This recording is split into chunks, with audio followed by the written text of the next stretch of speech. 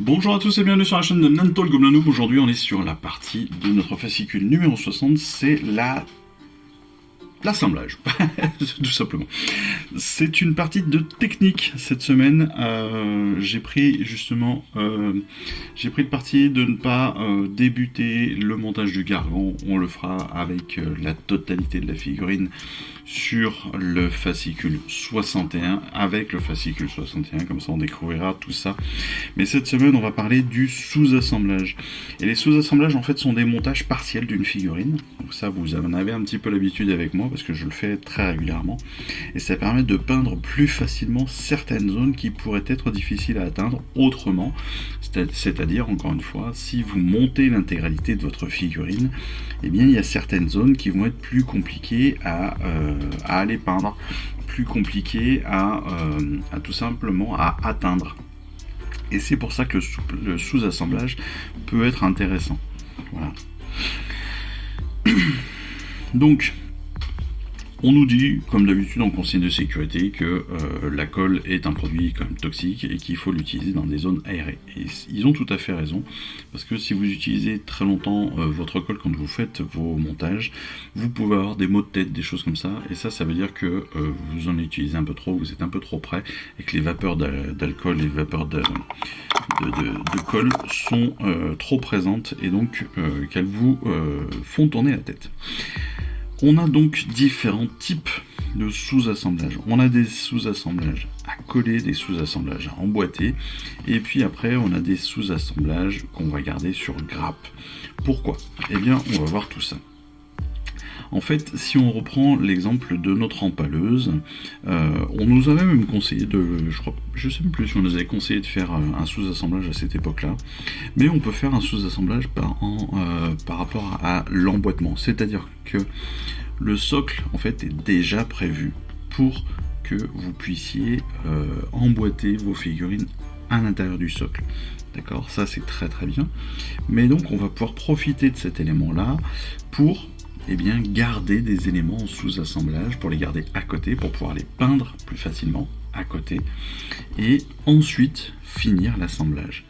En fait, dans notre empaleuse, on a notre premier gobelin servant, on va dire, et puis rappelez-vous, on a un deuxième qui tire un carreau du carquois. Et c'est justement ce deuxième élément-là qui, quand il est assemblé, est très très proche du premier, très très proche de l'empaleuse en elle-même. Et donc c'est plus facile d'utiliser ce sous-assemblage. Donc ces deux parties de figurines, c'est plus facile de les avoir en deux éléments différents et bien distincts pour pouvoir les peindre plus facilement. Deuxième possibilité de sous-assemblage, c'est ce qu'on appelle le sous-assemblage à coller. Bon, j'avoue que j'utilise pas ces termes, hein, bon, voilà. Mais le sous-assemblage à coller, c'est-à-dire que les positions sont déjà prévues, mais on n'a pas d'ergot pour le positionner. Donc, comme on peut le voir ici, pour notre Seigneur Impératant par exemple, ce sont des éléments où on sait qu'on va devoir les coller à tel ou tel endroit, mais il n'y a pas de trou spécifique. Donc ce qu'on va faire, c'est qu'on va potentiellement y mettre un petit peu de pâte à fixe. Pourquoi? En fait, en collant de la pâte à fixe sur les éléments qui vont être collés plus tard, on ne mettra pas de peinture dessus. Et donc, on n'aura pas de problème de mélange couleur de peinture et colle. Parce que souvent la colle redilue la peinture, la fait baver, et on peut avoir des surprises un petit peu étonnantes et un petit peu problématiques lorsqu'on a fini notre peinture, qu'on est content de notre peinture et qu'on se retrouve derrière à devoir récupérer ces éléments-là. Donc c'est pour ça que ça peut être intéressant aussi de faire ces sous-assemblages là et de prendre le soin de bien les préparer, de bien les protéger, entre autres avec de la pâte adhésive. Ensuite, on va aussi s'en servir pour des éléments peut-être moins importants. Ici sur le grand gousier par exemple, on va pouvoir s'en servir parce que on a différentes zones d'assemblage et entre autres tous les petits détails sur justement les éléments qui vont être autour de sa taille. La vache par exemple, dont je vous ai déjà parlé dans les vidéos de fascicules, que je trouve absolument génial, et bien cette vache entre autres, on va devoir la coller à sa ceinture. Et donc pour bien la coller, pour bien la préparer, ce que l'on va faire, c'est qu'on va mettre un petit bout de pâte à fixe, un petit bout de pâte adhésive pour justement préparer et protéger l'endroit où elle sera fixée. Voilà. Et derrière, évidemment, si on se trompe, c'est ce qu'ils nous disent, si on se trompe, si on met un peu trop de peinture à tel endroit, si on met trop de colle, etc., on peut toujours revenir dessus, ça je vous le dis à chaque fois, mais c'est toujours des éléments qu'on va pouvoir revenir retravailler, mais si on le prépare bien, techniquement, c'est des choses qu'on n'a pas à refaire.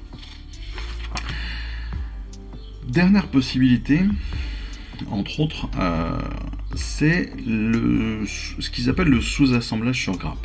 Alors, c'est pas un truc que j'utilise jusqu'à maintenant, et c'est vrai que quand je regarde les photos, c'est pas con du tout.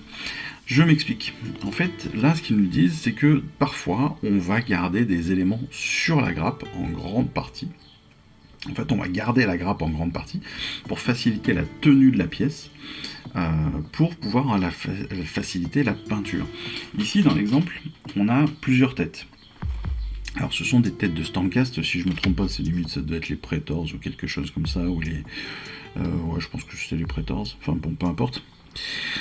Non, c'est pas les Praetors, peut-être les Liberators, ou voilà. Et en fait, ce que l'on va faire, c'est qu'on va libérer différents points qui sont très visibles sur la figurine, donc les cheveux, les tempes, enfin voilà, on va libérer au niveau des points de coulure.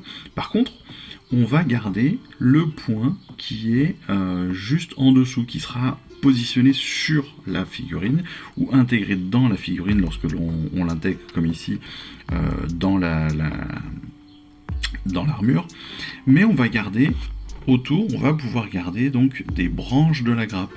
Ces branches de la grappe vont nous permettre tout simplement de la tenir plus facilement. Je vais vous montrer ça avec une vieille. Voilà. Ici, on est sur une grappe donc de Durtu, et si on remarque, oui, là on doit avoir, je sais plus ce que c'est un tibia ou une épaule, enfin peu importe, ou même si on veut tout simplement sur ces branches. Ce que l'on va faire, c'est qu'on va libérer cet espace-là, on va libérer cet espace-là, on va libérer cet espace-là, qui sont des éléments qui seront bien visibles sur la figurine et qui devront être peints. Donc on va les libérer. Ensuite, on va couper au ras pour se laisser de l'espace. Et puis, par contre, on va garder celle-ci. On va garder ce point d'accroche ici, parce que lui, c'est la partie qui sera collée sur la figurine. Et pour faciliter la tenue, ce que l'on va faire, c'est qu'on va couper notre grappe, non pas directement au 28, mais potentiellement ici et ici. Comme ça, on pourra la tenir vraiment comme on le souhaite. Vous voyez, si je prends cet exemple là sur le côté, imaginons qu'on a une pièce ici, et bien ce que l'on va faire, c'est qu'on va faire peut-être quelque chose comme cela. Voilà. Et en faisant cela, on va pouvoir forcément plus facilement utiliser notre grappe comme outil de maintien. Si vous avez des pinces, des choses comme ça, ce sera d'autant plus facile derrière pour pouvoir aussi manipuler votre figurine, manipuler votre pièce pour pouvoir la peindre. Voilà pourquoi ce sous-assemblage sur grappe, que j'avoue je n'utilisais pas encore, et ce sera peut-être différent dans le futur, peut être très très utile, et entre autres sur les petites pièces comme cela, les petites pièces, les têtes, les mains, les choses qui ont un petit peu de détails comme ça, qui peut avoir un vrai intérêt pour la peinture. Voilà. Petite vidéo donc d'assemblage spécifique sur le sous-assemblage et pourquoi est-ce que ce sous-assemblage peut avoir un intérêt dans notre technique d'assemblage. Écoutez, moi j'ai trouvé que c'était plutôt très très intéressant. Oh, merci Arnaud, c'est très gentil à toi. En tout cas, écoutez, moi je vous souhaite à tous une excellente fin de semaine. Je vous dis à très très vite pour la partie peinture, parce qu'on a une découverte des glacis cette semaine. Et puis on se retrouve aussi très rapidement pour notre vidéo de règles, en attendant aussi la prochaine vidéo de notre prochain fascicule la semaine prochaine. Et je vous dis à très très vite, et puis je vous embrasse. Allez, ciao, bye bye. Je vous remercie d'avoir suivi cette vidéo. Si ça vous a plu, abonnez-vous, lâchez un petit like et un commentaire et suivez-moi sur Instagram. Instagram où je poste régulièrement des photos de mes dernières réalisations et dernières peintures. Et puis comme il est maintenant de tradition sur la chaîne, je vous souhaite une excellente fin de journée et surtout, lisez bien, collectionnez bien, assemblez bien, peignez bien et jouez bien. Allez, je vous embrasse et puis je vous dis à très vite. Allez, ciao, bye bye.